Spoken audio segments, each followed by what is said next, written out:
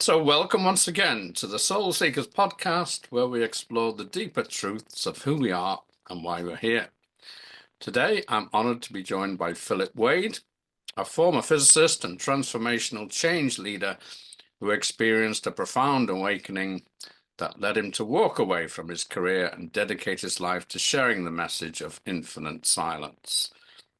Philip offers a direct invitation to self-realization through stillness, not as a concept, but as a lived reality. His teachings are rooted in the simplicity of presence and the powerful recognition that we are not separate from the source we seek. Today, we'll explore what self-realization really is and what gets in the way, and in particular, the confusion of who we are with the body-mind. So, welcome, Philip. Welcome, and thank you, Dennis, for the opportunity to be on here. Just one little correction. I was a civil engineer, not a physicist. Oh, okay. And yeah, So, but AI can make mistakes. Civil engineer, of course you were. yeah, a chartered civil engineer. But yes, anyway, yes, it's true. I did leave that old world behind Yes. to follow a unexpected calling. Let's put it that way. Yes. Yeah. Yeah. And you've talked about elsewhere how that change happened, and people can watch Buddha at the gas pump for that story. So today we're going to focus on why we identify with the body mind.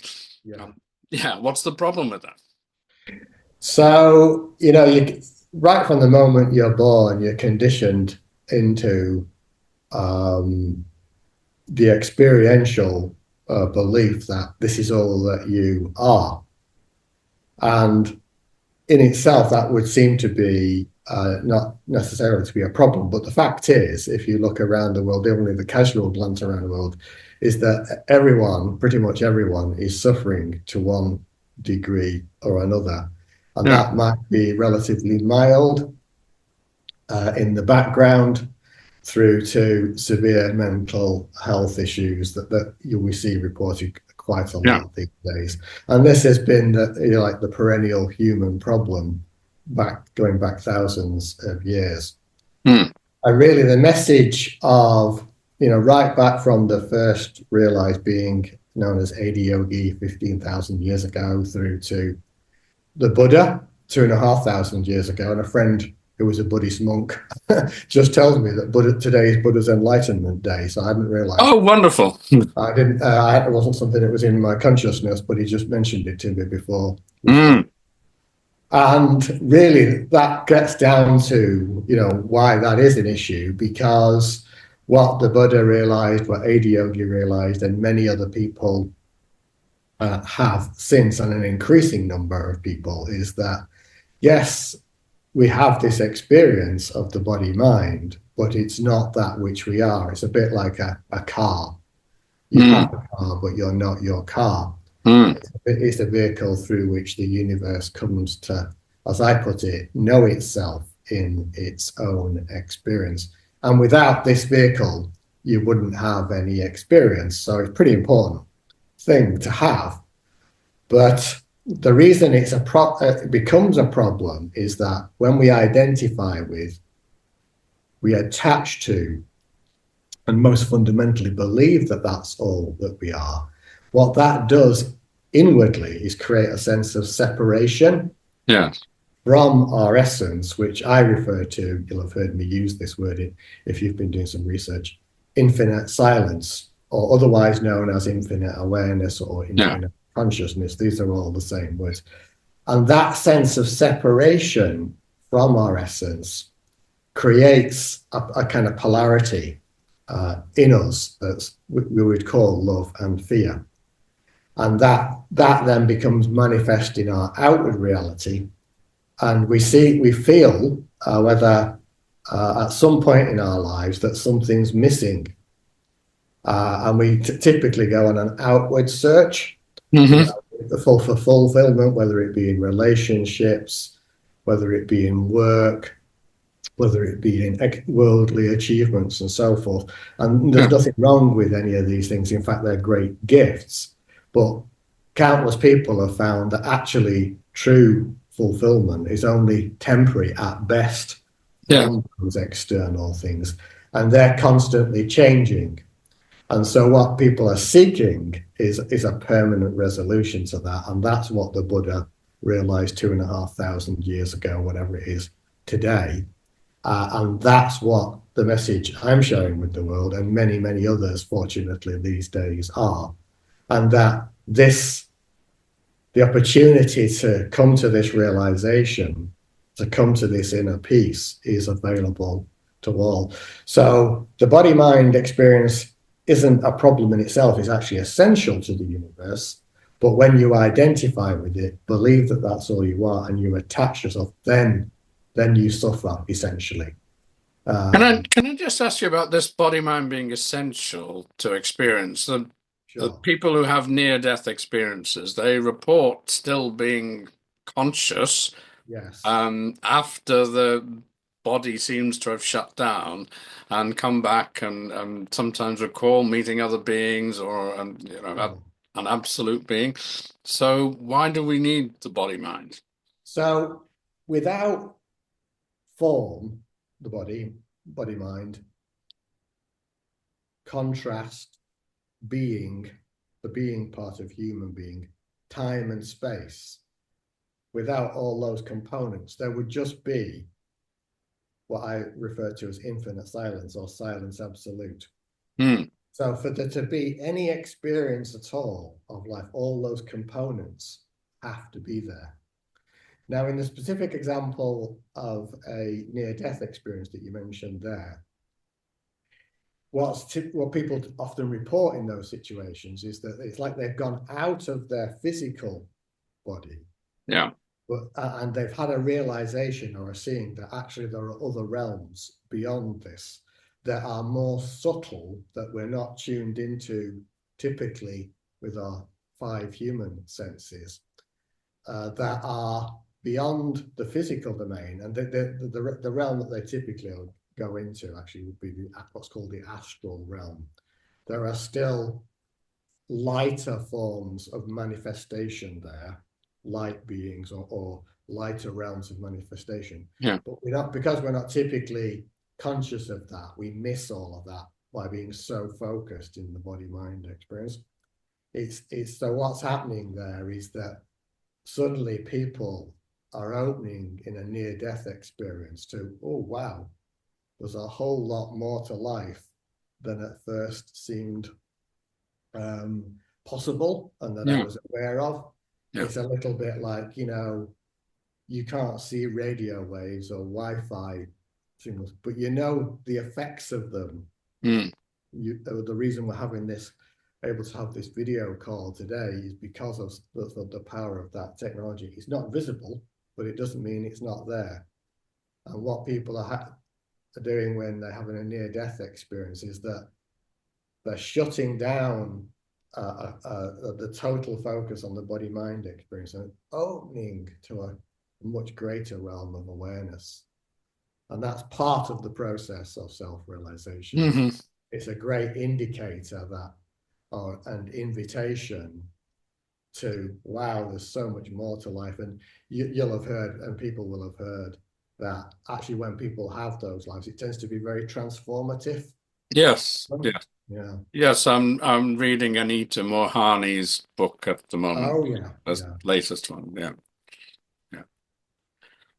And so, you said that emotions translate into just love and fear. Are all other emotions derivative when you disidentify with the body mind? So basically, if you were to boil down into the very simplest expression, this polarity is created, and we call it love and Hmm. fear. And those that we call, in the human term, negative emotions are all ultimately, if people don't need to believe me, this will become self-evident upon realization, but essentially all of those are one form of fear or another, or one form of belief another. And indeed, actually, all beliefs that people have, limiting beliefs I'm talking about now, are derivatives of the what I call the one mistaken belief, which is the belief that all I am is the body mind Mm. in separation Yeah. from your essence. And it's that belief that's responsible for what gets created in the human experience, sometimes referred to as the pain body. I most Yeah. often refer to it as the emotional body. Yes. That builds up from traumatic experiences and so forth, whether in childhood, adolescence, adulthood, it could be at any time in people's lives. And that gets stored energetically in the body. And all those emotions that people have, guilt, fear, shame, anger, and so forth, are all different manifestations of that polarity I was talking about. And they're at the fear end of the spectrum. So, the anger would be a fear of not being things being the way that I want them to be. Mm. Express them all in a similar way. They're Yes. just different, should we say, vibrational aspects of that polarity that I was Yeah. talking. Yeah. And yeah, David Hawking in his map of consciousness had attached different frequencies to these different Yes. emotions. And during self-realization, do we need to move through these different frequencies, or can it just come in an instant? Okay, so it's not it doesn't tend to be a linear thing. Self-realization. So we've got a plane going across here at the moment, so I'll just Can't clear. hear it. It tends to be a non-linear thing, but so people can go from, there are really two extremes that I see, although there are many paths, many routes that people experience. One extreme is to go from breakdown to breakthrough. So people have this experience of getting a very, very dense emotional body, pain body. They're in very, very deep suffering.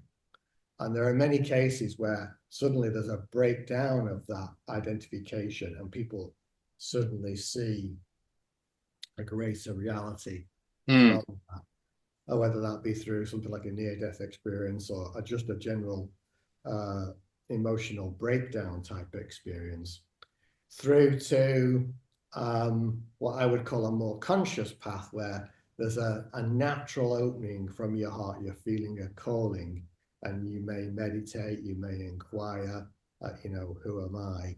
And over a number of years, there's a kind of readiness building up.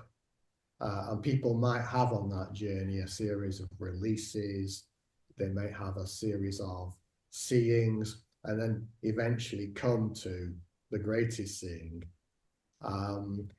So it doesn't tend to be a linear thing, it tends to be non-linear. But Mm. Hawking's model, David Hawking model, is actually quite useful because it gives you a sense of levels of consciousness. But Yeah. in my experience, it tends to be a non-linear thing. Hmm. Yeah. Yeah, and Ken Wilber talked about two axes, didn't he? The growing up and the waking up, and they don't necessarily happen at the same time. No, he actually has a growing. I think he talks about waking up, growing up. And he has some others as well. I can't just recall them all now, but they resonate with me. It tends to, people might come to realization. His point, really, Ken Wilber's point there is that the initial assumption from his research was that when people came to the realization, that was it. But Mm. actually, what he's found, and I would agree, is that there tends to be a need for a period of integration, which is measured in years, and Yeah. it can even last a lifetime. So Mm. it depends on where people were, in part, before this experience happened, and then the degree to which it's been integrated, because it's a big thing to go from believing all you are is the body mind through to, wow, an infinite consciousness. That's Yeah. not a small step. It Mm. takes a lot of integrating. Yeah. And the other dimension to that is that because most people are carrying a fairly heavy emotional body. Yes. It's pretty rare for that all of that to get dissolved in one go. It tends to take time and years of integration. Yes. But that's not a problem, because when you have this seeing and you trust that totally, then that process becomes much more natural and much more effective than when you're in this I am all that I am is the body mind space.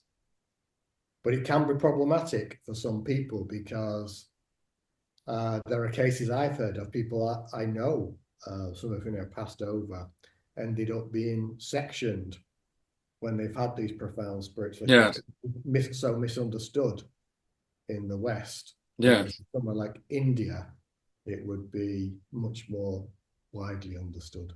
Yeah. Yeah. So it's so close a similarity between spiritual emergence and psychosis sometimes. Oh yeah, yeah, and so it can, in the West it can be it can be misinterpreted, and there are many cases where that has happened, and people getting put being sectioned, put on drugs and so. Mm. And actually, what may well be happening, obviously, the specific cases you need to look at those individually, but may well be happening is a spiritual emergence, a spiritual awakening. Yes. And there's quite a lot of work going on now, fortunately, in the West by doctors and scientists and so forth who are aware of these things and come to a realization that much more information needs to be out there to, whether it be medical establishment or psychiatry establishments or whatever, that actually there are spiritual processes here that might be at play in some of these cases. Yes. Yes. I remember David Icke, after his awakening, he was ridiculed and got a really hard time. There's that Yeah, I don't know much TV about this is guy, but I know of him. yes, yes, yes. But whether he had a self-realization or not, that's a different question. But Wouldn't he know. certainly had a spiritual experience that Sure. Yeah, yeah. yeah led to a lot of criticism. Um, so identification with the body mind is what brings us suffering. Yeah, What about the phenomenal world out there? yeah, Um, if you read something like the Course in Miracles, it would say, "Oh, it's all illusion. It's not real," and that we are still in the arms of God, dreaming of separation. What's mm. your view on the phenomenal world? Yeah. So, at one level, you could call it an illusion, and it often does get called that. And from the space of infinite silence, infinite awareness, infinite consciousness, the phrase I sometimes use to describe that is, so this experience is like uh, a virtual reality game of infinite proportions. It Mm, looks and feels very real, and is certainly not to be dismissed. It's a bit like, in movies we have a green screen, yes. like Harry Potter, for instance, and it looks very real. All these effects they're going to do with flying on broomsticks and so forth, and the consciousness is like a green screen of universal proportion. Mm, And that's a very, very important green screen, because whilst you might refer to it as a virtual reality game of infinite proportions, the fact is at the human level it feels and looks very, very real, and that's not to be dismissed, because without that, as I was saying earlier in the interview here, without this projection, if you like, from the universe to express itself, there would not be any experience. So this isn't about saying, oh, it's all illusion, you can forget all about that. It's about embracing all of it, but recognizing more than just being the body mind, that actually there's a greater intelligence, awareness, mm, stillness absence and silence that's at play here. And it's that that's going to open the opportunity for realizing peace in your lifetime. And what about peace out there? Does that have to be realized So, inside uh, first? so basically, what I say to that is world peace begins within a peace. Yeah. It's not the other way around. In other words, you're not gonna be able to experience peace in the world without having experientially realized that peace within. Mm. You're always going to end up being triggered by events in life. Yeah.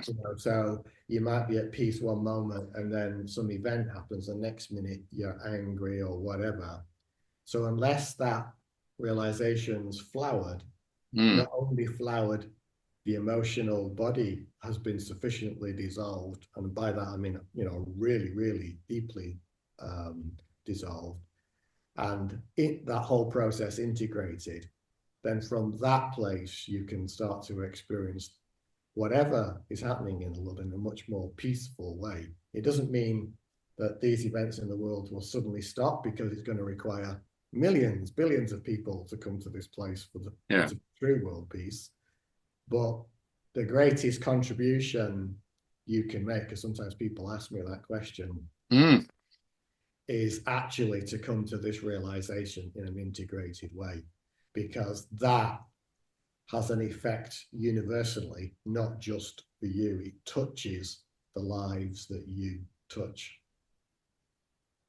Mm. Yeah. So peace starts within. Within, absolutely. Yeah, within, always within. Yeah. Mm. Um, do When you talk about the body mind, is that different from the ego, or is it another way of talking about the same thing? So it's a function, basically, the body, mind, ego is really a function of what's called the I thought. Now, that first happens at a universal level. The universe coming to know itself in its own experience it basically has this I thought, and then that individual universal I thought that's not personal, that's fine. But then that gets subdivided in an almost infinite number of ways. And Yeah. what happens is there's a Dennis I thought, Yeah. and that I thought then becomes what I call small self obsessed. Mm.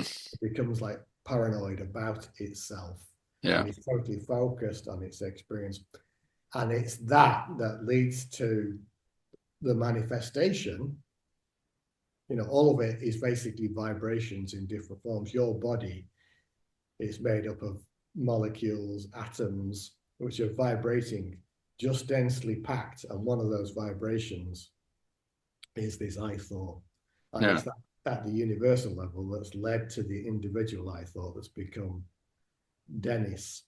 And so the ego, if you like, is like the link or the knot between the unmanifest realms, the subtler realms that I was talking about earlier, Mm. called causal, the realm of silence, and the physical domain. All these are not separate, but they're one. And so the ego is really the identity self obsessed with itself. It's the link. Right. It's a necessary tool. For you to be in this form, you need to have an ego. Yes. Ego isn't a bad guy in itself. When it becomes an issue is when you identify with it and when you believe that I thought is all that you are. Yes. That's when it's a problem. So if I say I want to be enlightened, is that a contradiction in terms? It is, yes. Good awareness there, because it's not the individual I that becomes enlightened. So enlightenment is the nature of existence, and by that I mean universal existence, and it's not personal. So when the self in self-realization is realized, it's realized that actually that which you are is infinite silence or infinite awareness, and that's not personal. And Yeah. yet there's still this manifestation called Dennis. Yes. So that's the trick, if you like, the universe can play. It's like now it is seen, it is realized that actually I am this awareness made manifest in this form. Yeah. And that's all part of the universe coming to know itself. So how do we break this identification with the body mind? So it ultimately the simple answer to that is through the power of awareness. And I don't mean just Dennis's awareness, I mean universal awareness. I mean the power of infinite silence. Mm. It is through that and that alone, ultimately, that belief that all you are is the body mind will dissolve. It's a little bit like if you imagine some ice in an ocean, and the ice is the ego, body, mind experience. Yes. This ocean of silence awareness is so vast that no matter how hard the ice tries, it's eventually going to dissolve into the water because the universe is so vast in comparison. Yeah. It might be an iceberg, it might be something that's broken off the Antarctic. It might be vast, but it's nothing in compared to that ocean. And so basically it's through that power of that awareness that it eventually people whether through the breakdown to breakthrough process or a more conscious approach, start to open up to this greater reality and start to recognize this awareness. It starts to become a more consistent experience for them. And as that's embraced, the more that's embraced and they're following their heart, the more the belief, the more the identification, the more the attachment to it dissolves. And people have experiences of what would be called letting go. And this is all part of the dissolution process. Mm. There's another dimension to that it's not a separate thing, it's part of the same process. And it's the fundamental question that people ask called spiritual inquiry. And that boils down to who or what am I? Yes. And that is like, if you imagine meditation and inquiry, that those are one indivisible whole. They're not two separate things. Mm. I recently put it on the yin yang diagram. Yes. Yeah, I put the inquiry as the yang part of the diagram and meditation as the yin, inward sort of receptive space. And those two sit hand in hand, a bit like the yin yang diagram. And basically, it's through that's the more conscious approach to this. It doesn't mean it can't happen in the breakdown to breakthrough process. What's happened there is that the identification has become so heavy, so dense, that it's collapsed in on itself. It's a little bit like the way an atomic bomb works. Yes. That implodes. It implodes and then explodes. And that's what happens in those cases, people. It's a very rocky road, not to be recommended. Whereas when you open to meditation, which is essentially is awareness and inquiry, and they're one and the same thing, then you start to open up and the ice will naturally melt. And people sometimes use psychedelics as a shortcut. Is that more akin to the breakdown, breakthrough routes? It would be closer to that in one way. And I've heard of cases where people have done that and they start to have psychedelic experiences or start to see. I haven't tried it myself, and it's not a route I would necessarily recommend.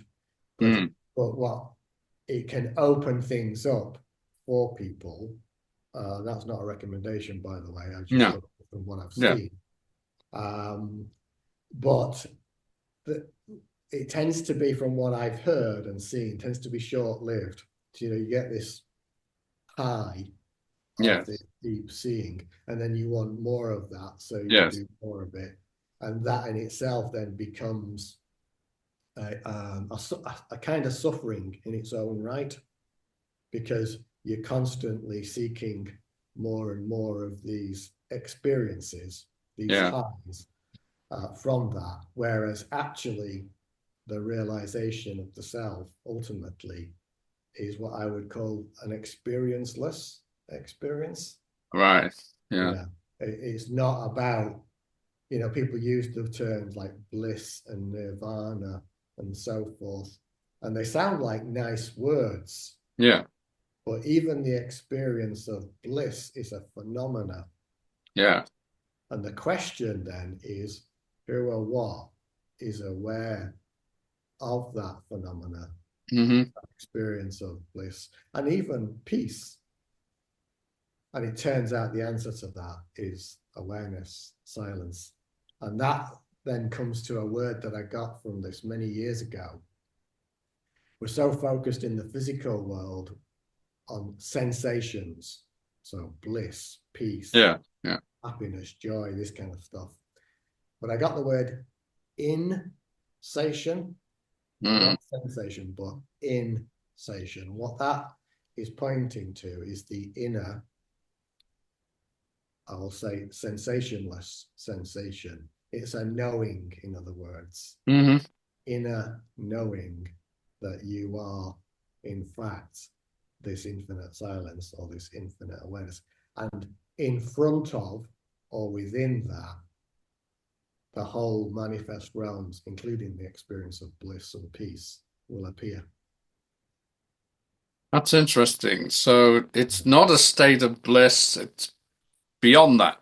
It's before bliss, Yeah. before any experience at all. Mm.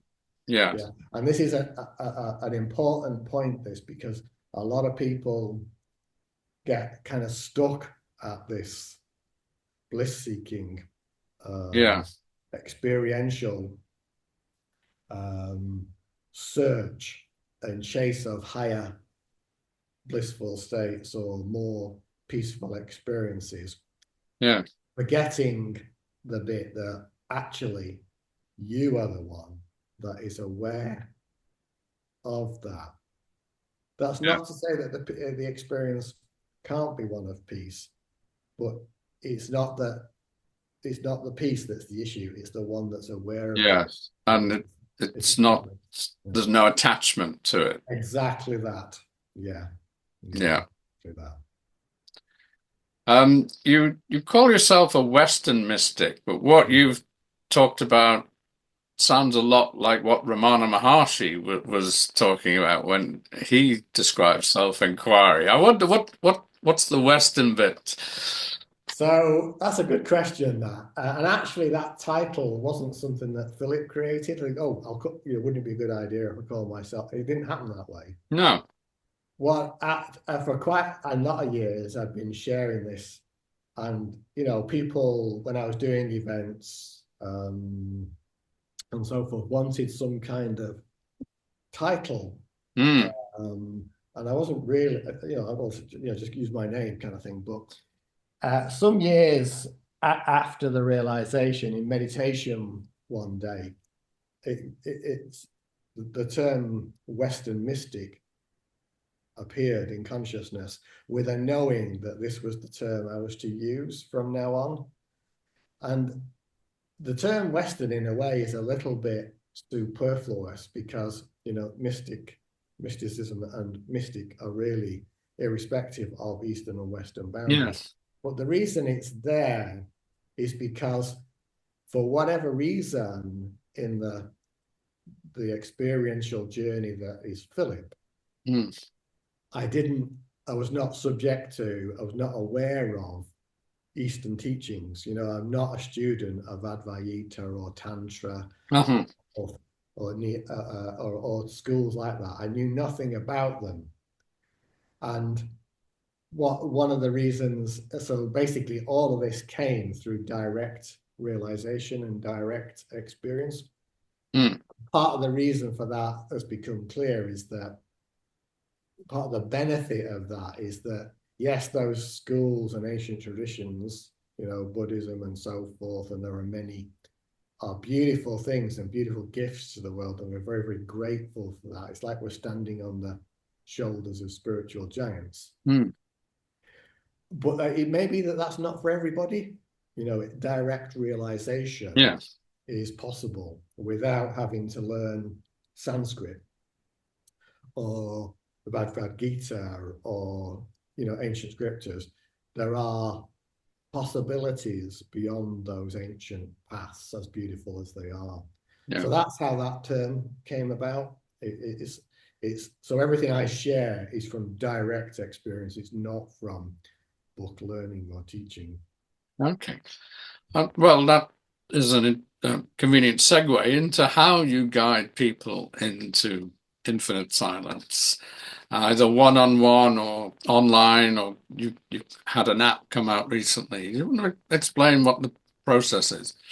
Yeah, really, the fundamental thing. I mean, there are many sort of dimensions that I might use that, but the fundamental element that I'm focusing people on is to help them to recognize and realize awareness. That's really the fundamental thing I'm doing, and that at one level is very, very simple, because the essence of meditation is awareness. Mm. Just give you an example of that. It's probably the easiest thing to do. By the way, can you turn original sound for musicians on for a moment on your Zoom?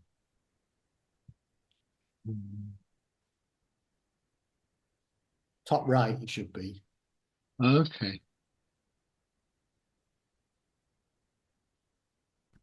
Yeah, I've turned it on, so you should be able to hear this. Okay. All right. Right. So the dog's barking. So what I'm going to do is a little exercise that I often use to help people start to recognize awareness. So you can close your eyes if you want to. The people listening now can close their eyes. Mm. The reason that's helpful is that helps you focus one's awareness, one's attention on what's about to happen.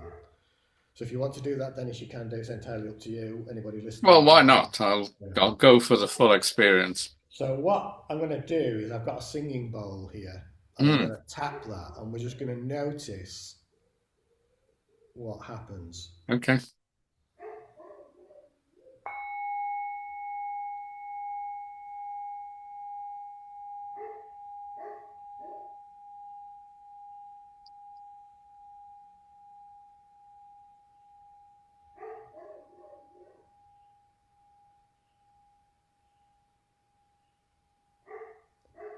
So hopefully you heard that, and just if you keep your eyes closed for a moment.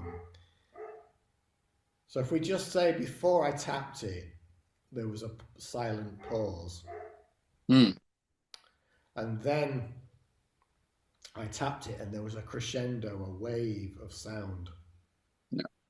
And it reached a peak of intensity. And then without any effort, it faded to silence. And it's like a wave. Mm. Now, the question at this point is who or what was aware of that? Now, the mind will go me, but can that really be the case? Because at the same time, you might have had an emotion.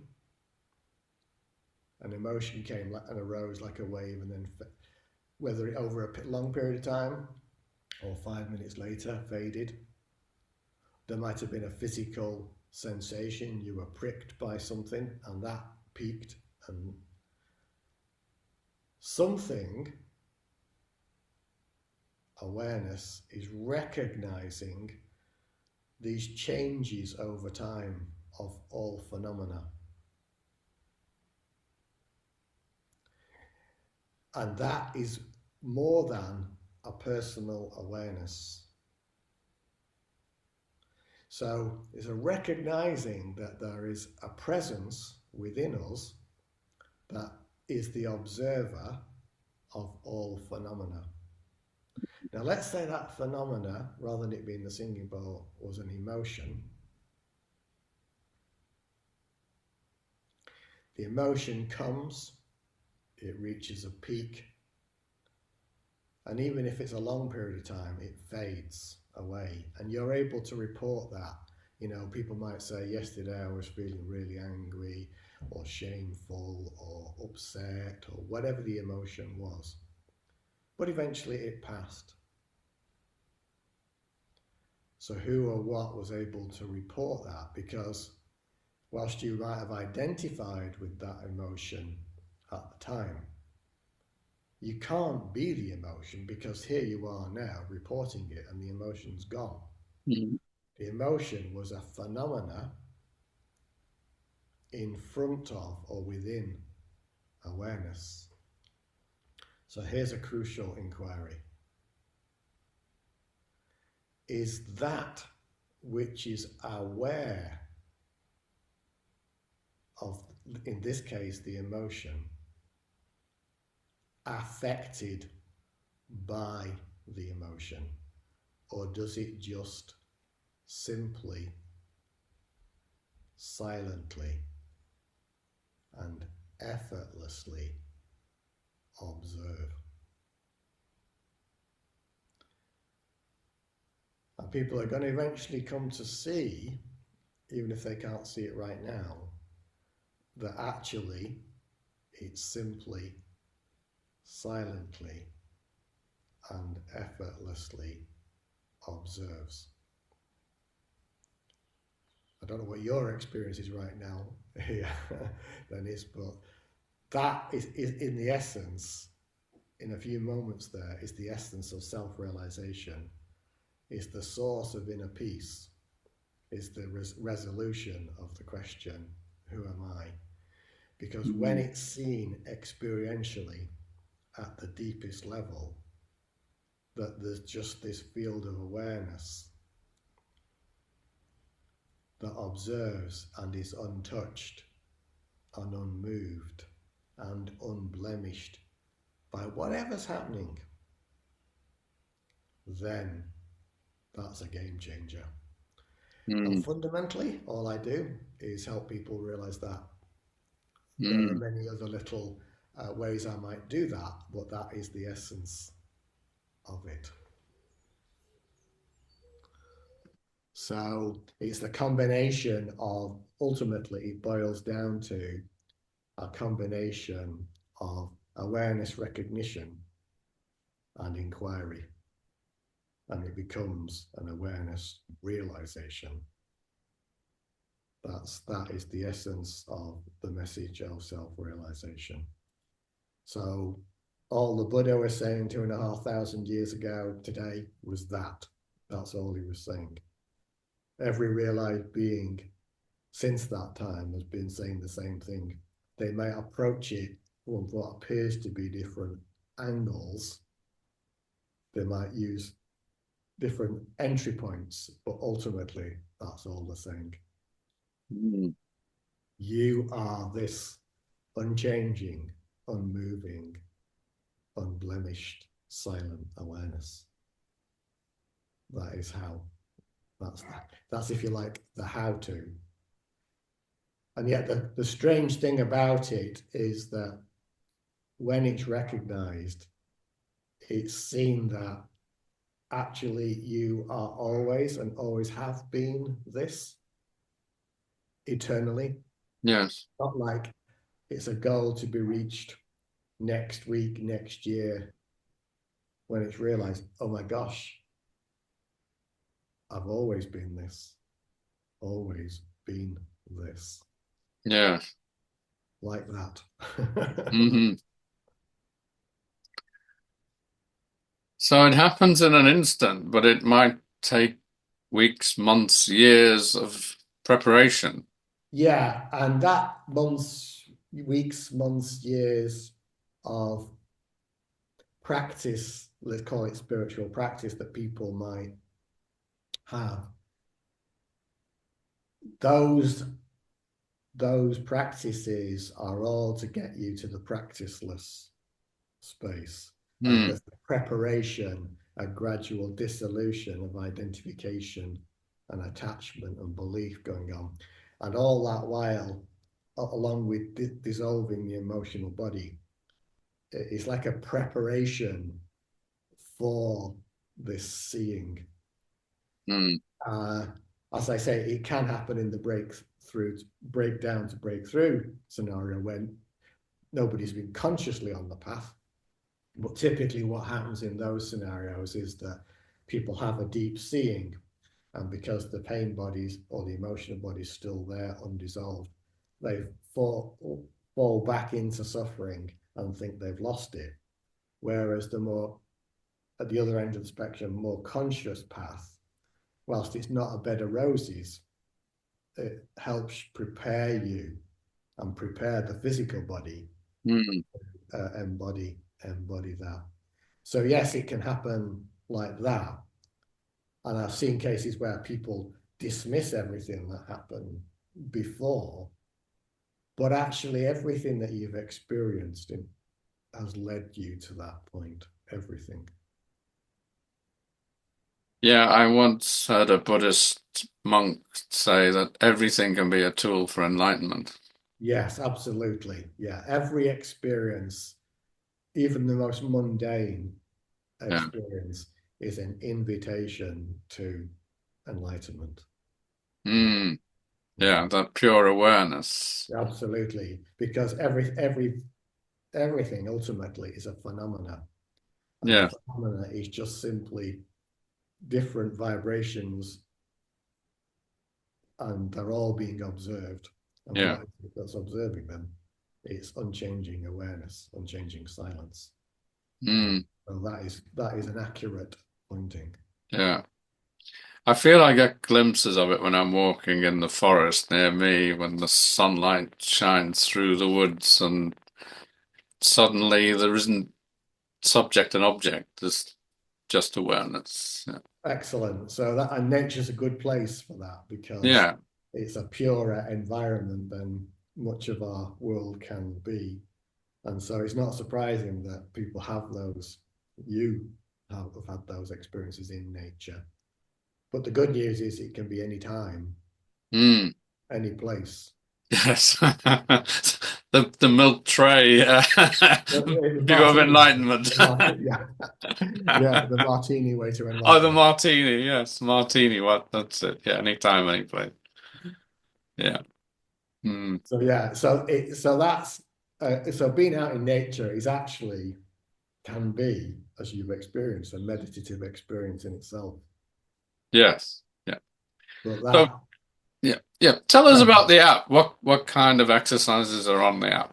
so the app is something that came from within to create a few years ago. I became aware that because I've shared on many channels, YouTube, I've got a podcast, got very extensive website with loads of free resources, YouTube channel with hundreds of videos on, um, and I've even got an AI bot loaded with my resources. And what the app does, which is different to all the others, um, platforms I've shared, and is it allows me to draw together everything into one place in a distraction-free environment. Mm, So obviously on YouTube you've got adverts, you've got yeah. same with Facebook. On another platform I use, it's kind of restrictive. I can't point at material beyond that app. So this app, what it does is basically draws together in both a structured and organic way, depending on how you want to use it, both video and audio resources that are essentially split into categories. Mm, Actually, if I think I can share my screen here, I can show hmm. those watching. I just share the screen. Let me just pop that up onto the screen for a moment. Right there, and then see if I can get that on screen. There we go. Can you see that? Yes, yes. And for people listening to the audio version, I can see So three circles. I'll explain that now if you like. Yeah, So whether please. you're Yeah. listening on audio or on video, so basically there are three circles on the screen here, and the left-hand circle has a inner piece at the center and an infinity symbol. And basically around that circle, there are a number of things. Basically, people go from, right at the top of that, it says from belief equals suffering to peace. And then going around the circle very, very quickly, I've listed 8 key things that people experience on the journey of self-realization. They can experience many more, but I've selected 8 because it fits with the infinity symbol in the graphic. And those briefly are moving from seeking, outward seeking to realizing, a shift from your head to your heart, Mm. a shift from needing to prove one's worth in life to a recognition that you're completely whole already within, a shift from striving, reaching in life to a flow, a harmony with life.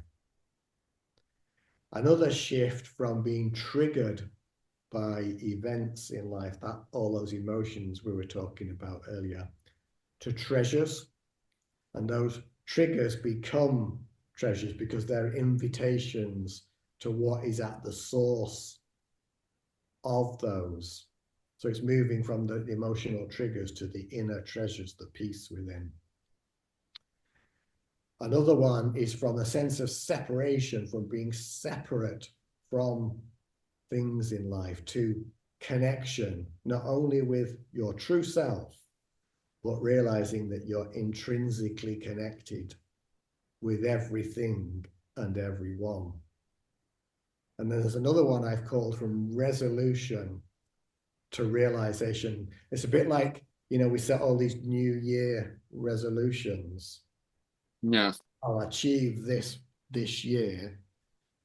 And they may be helpful to a point, but actually it's realization that you're already complete. Mm. That's crucial. So it's moving away from those resolutions to realization. And then another one I've listed is from knowledge, external knowledge, book learning, having to learn and so forth, to a recognition that all the wisdom, all the knowing, universal wisdom is actually already within. That's a bit like what I was talking about earlier. It wasn't through book learning that this came in Philip's experience. It was through direct seeing. Yeah. It wasn't because I'd read thousands of pages of ancient text. So that's the left-hand circle for those Mm. that are on audio. In the middle there is what we've just talked about a few minutes ago, is the how-to.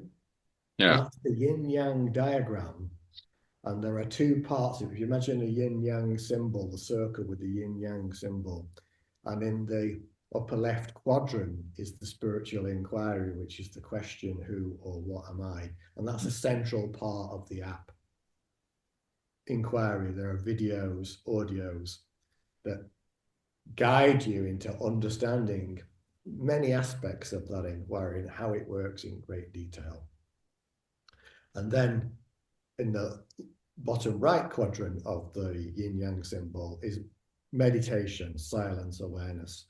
And basically what the app does, there are many meditation apps out there now, but I've found over sharing this message now for 13 years or so, that actually, whilst people may be regular meditators, they haven't yet truly understood what meditation is.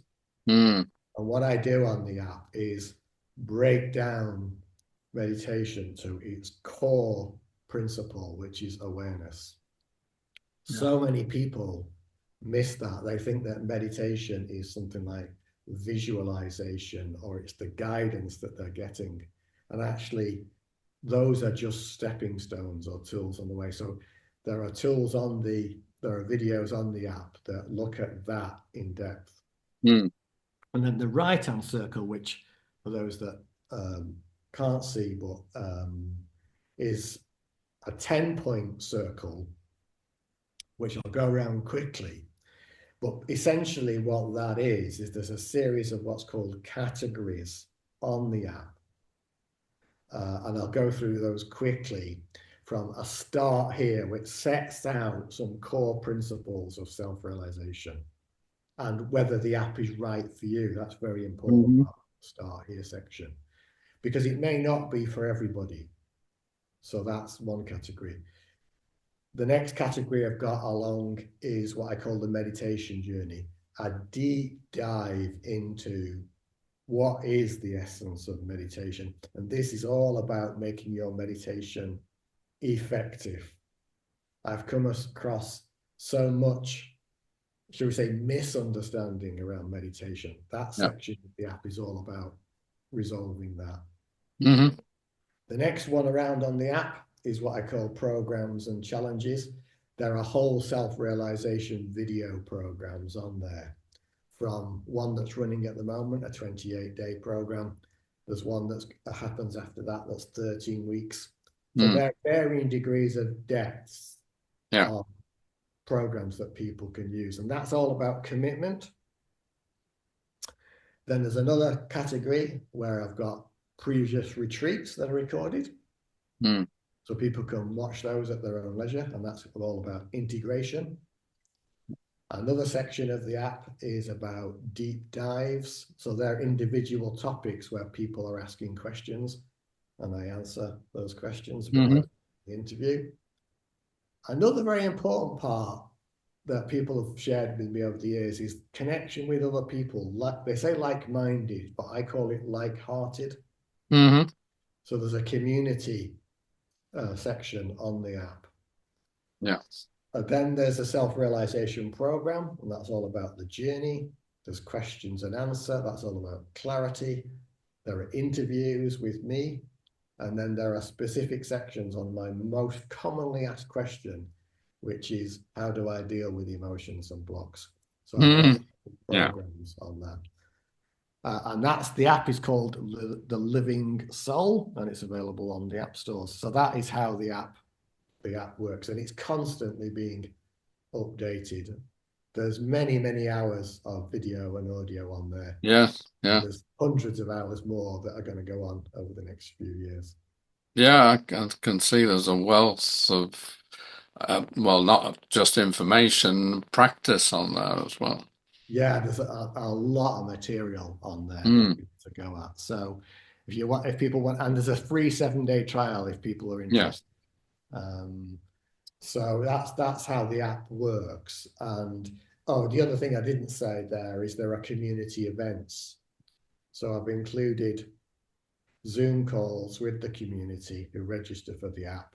Mm. And there's also a retreat included within the subscription, an online retreat once. Online retreat. Yeah. Yeah. Do you, do, So do you do in-person retreats as well?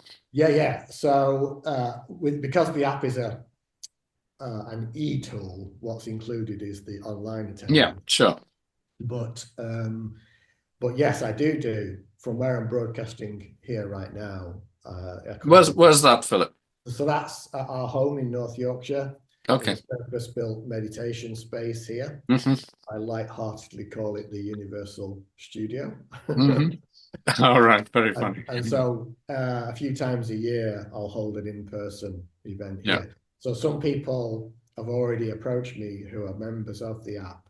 They want to come in person. Mm. For extra over contribution, they can do that.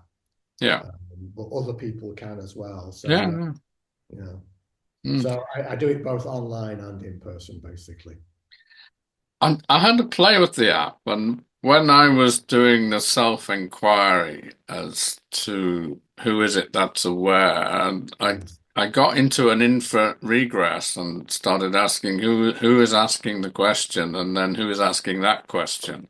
Right. And it led me down a rabbit hole, and yeah, what do you suggest I do when I Okay, so that stop. happens? First thing is to stop. Stop. Yes. Stop. Okay. So all the questions ultimately come from the mind. Ah. These are all ultimately all the questions come from. Mm, And so the one that's asking the question is really the mind. But I have a phrase that'll help you a little bit here, an mm, insight, and it goes like this: Who am I?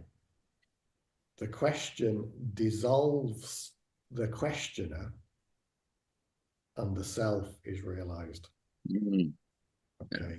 What that means is it starts off, the inquiry might start from the mind, but it opens you to the heart, what I call the heart space of silence. Mm, So it's, and the reason that people are drawn to this, I often ask, why are you here at the start of an event? Why are you here? Whether it's mm, online or in person. And everybody says the answer in a different way, but basically they feel called. mm, Now, the reason we're talking today, you're having a fiddle with the app, is that ultimately everybody has this calling within. And so, whilst it appears that the mind is inquiring, really what's actually happening is the heart is calling you yes, to exactly. inquire. Yeah. Yeah. So when you get into that kind of loop, stop, pause, and here's a question: who or what is aware of this inquiry taking Mm, place? mm-hmm. Now, the identity, as I said earlier, will go straight to me. But as I say, as we've pointed out in what I shared earlier, that can't be true. There has to be an awareness. And then the next question is that which is aware, in this case, your inquiry loop taking place, affected by it, or does it just observe? Mm, And you're going to see, even if you can't see it eventually right now, is that no, it's not affected. It just is observing. So the next question then is, which will you go with? Will you go with the loop, mm, or will you go with the one that's aware of the loop? yeah. And the answer to that is easy, isn't it? You want to go with the one that's aware. Mm, It's so much easier, so much. It's actually effortless in the end. So all this noise is happening, this loop of inquiry, but you're so when I start to ask who is aware of the awareness, that's the mind kicking in. yes, yeah, yeah, Yeah. yeah. Just so the at first people can get into a mind space about those things, Mm, but with practice, and this is the really kind of one of the key purposes of practice, is that eventually you'll click out of that, and there'll be a space, there'll be a silence there. yes. And so what I typically do is, the way that I tend to operate that is, I'll guide people into a meditative space first, and then invite the inquiry, because they're already stilling, they're already becoming calmer, Yes. not so mind identified, and then the inquiry comes in. Yeah. And with practice, some people get that straight away, but also when people ask the question, who am I? Some people will go to mind. Some people will go to space, awareness. Mm, Some people need to go another step and say, and one inquiry I use is, who am I without memory? what that does is it takes away the opportunity for you to go to mind. Mm. Who Mm. am I without memory? And that then typically tends to open people up to a deeper seeing. It will take a little bit of practice for most people, Mm. but by guiding them into a meditative space and then inviting the inquiry, over time, more people start to Yeah. see this. So the And first thing is to stop, mm, like crossing the road, stop, look, listen.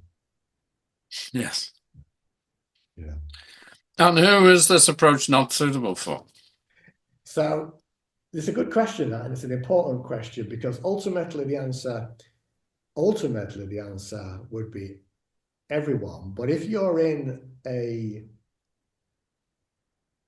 so not, you said not suitable for, it's suitable ultimately for everybody. But if you're in deep emotional distress, you're under medication, receiving psychiatric treatment, maybe psychotherapeutic treatment, Mm. mental health issues, then I would not advise you come into the app. It's not that ultimately it would serve you. The reason that it wouldn't be helpful for somebody in such a situation is it's helpful on the spiritual journey to come from a position of relative stability. Should we say, for want of a better description, normal background suffering that most people have in life. Mm. Mm. It's not that meditation ultimately won't work for people who are in a very distressed state. It's just that they're going to find it very difficult. And because the emotional body is so much on the surface, the pain body is so Mm. much on the surface, and they might be receiving medication and so forth. What you don't want to do is upset the apple cart Mm. because the power of this awareness is so powerful. It could send you into releasing a lot of that very, very quickly. And whilst ultimately that might be a good thing, that really it's better to get yourself to a place of stability, relative Yeah. emotional stability, and then open to this. So that's just from a lot of experience. It would work better and serve you better from a place of stability rather than being in a distressed state. So if you're receiving medical support and so forth, my pointing would be continue with that Mm. until some later date, and then it might not be. Then it might be for you after that. Yes. And that opens the question, can self-realization go hand in hand with therapy?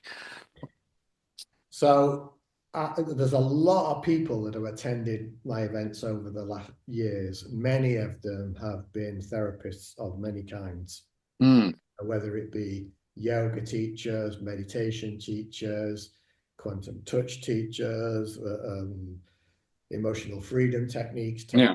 teachers, counselors, therapies of many, many, many kinds.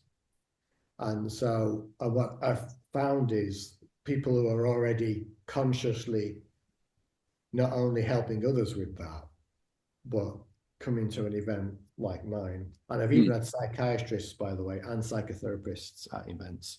Mm. Typically, they get blown away by this. Mm. And the reason for that is its absolute power and simplicity. Yes. All those tools and techniques, and I've used some of them myself in the past, are Yeah. beautiful. They serve a purpose. They're like stepping stones Yeah. to this awareness. So yes, it can work hand in hand, and many people have found that, you know. But eventually, the purposes of all those tools, all those techniques, all those practices, is to help you eventually step beyond the techniques, step beyond the tools. They're not wrong. They Mm. have a beautiful purpose, but eventually you will leave them all behind. And do the psychotherapists and the psychiatrists, do they carry on being therapists, or do they change and do something else? And This is a great question because several of them have come to me, and I'm not sure about one or two, quite a few have mm, come to me, immediately after an event, or they've been to a retreat or whatever. mm, They say, I feel like it, and this is a common thing that's been said, I feel like a bit of a fraud, you know, yes, having experienced what I've experienced. yes, Should I continue doing what I'm doing? This mm, is a common thing that's been said. And my response to that is that you're not a fraud, is that, if your heart has called you to that yeah, path in the first place, yeah, and it's helping people, and you feel a resonance with it still, then continue with that because mm, you're learning from it, you're benefiting from it, and you're helping others. Maybe at some point down the line, you will leave that behind. yeah, But who am I to say, that this is the time for yeah, that? Those things have a place, they have a role. yes, And so it might not be a great idea, both from a practical and financial perspective, to throw the baby out with the bathwater. hmm, I mean, that might be the path for somebody, yeah, but actually, in the cases I've seen, is that what they've done is integrated, meditation teachers, psychotherapists, the psychiatrist that is now a psychotherapist, they've integrated awareness into how they share, yes, mm, and have continued with their own journey. yeah, And what they found is that they're actually able to help people more effectively by integrating the power of mm, it. So it's, yeah, it's a really important question, that yes. one. I once heard the Dalai Lama asked a question about someone who was Yeah, suffering, and the Dalai Lama said, "Go and get some therapy." yeah, yeah. Yeah, so the meditation practice isn't the answer to everything. No, you need to, as I say, my experience is there needs to be, from a place of relative stability. Yeah, The other thing I was saying earlier is that, why are you here? When I asked the question, why are you here? If your heart calls you to it, it's a bit like, with the app or yeah, meditation, then go yes, with that. yes, You know, how I share it has served many people and will serve many people. yeah, But there may be other people or other ways that is your entry point. yeah, So my pointing is, what does your heart say? mm, If you feel invited, inspired, uplifted, it feels expansive, mm, feels often surprising. If this is the sense you're getting, then go with this. yes. Go with this. Yeah. Well, that's food for thought. And in my practice, I'm called to help people release suffering and become more integrated and happier. But I'm also aware that ultimately our our goal for all of us is self-realization. Absolutely, absolutely. Yeah, and in the past I used tools like EFT on Yeah. myself and on other people, but I had a clear seeing, fortunately for my case, many years ago now, that it was time for me to drop all of those, Mm, yeah. that time will come. It's not that the tools are bad or wrong. It Mm, just, the way it unfolded for me, it was the time for me to leave it all behind. mm, What followed was off the scale. mm, mm, yeah. Well, I feel we've come to a natural end. I mean, I'm sure we could talk for hours on other Yeah. aspects of this, but for today, I feel it's complete. So I thank you tremendously for sharing your wisdom and opening opening our eyes, our hearts, I hope, when people listen to this podcast. Um, and perhaps you'll come back another time and we'll talk Sure, again. yeah, if people want to do that. Yeah, yeah. And if people, there's many resources available for people, so they can find those. Okay, I'll say goodbye and then I'll turn the recording off. So it's thank you and goodbye, Philip. Thank you. Thank you, everybody.